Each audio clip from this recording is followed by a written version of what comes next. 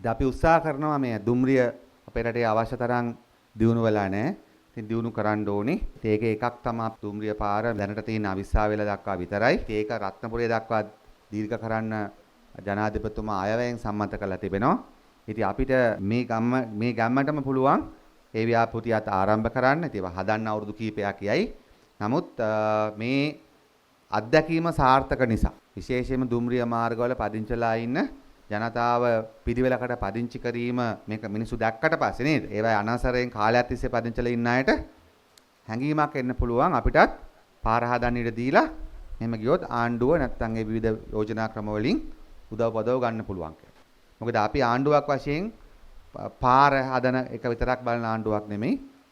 අපි මිනිස්සු දිහා බලන ආණ්ඩුව. අපි බොරු කරන්නේ නැහැ. අපි ඔබතුමාලාගෙනුත් ඒකම එලෙසම බලාපොරොත්තු වෙනවා. ඉතින් ඒ නිසා අපේ ඉලක්කය තමයි මේ අවුරුදු කීපයන කලින් මේ දුම්රිය මාර්ගය රත්නපුරේ දක්වා ගෙනියන එකත් ඒ වගේම අපිට කොළඹ කොටුවේ ඉඳලා ඩබල් ලයින් කරන එක ඊටාම සංකීර්ණ කටයුත්තක් වෙන්න පුළුවන්. මොකෝ මහා විශාල බිල්ඩින් හදලා තියෙනවා කිරුළපොර නාරහම පෙරනුගේගොඩ පැත්තේ. ඉතින් ඒ නිසා ඒ දක්වා මාර්ගය ඩබල් ලයින් කරන එක කොහොමද කියලා ටිකක් සංකීර්ණ වැඩක්.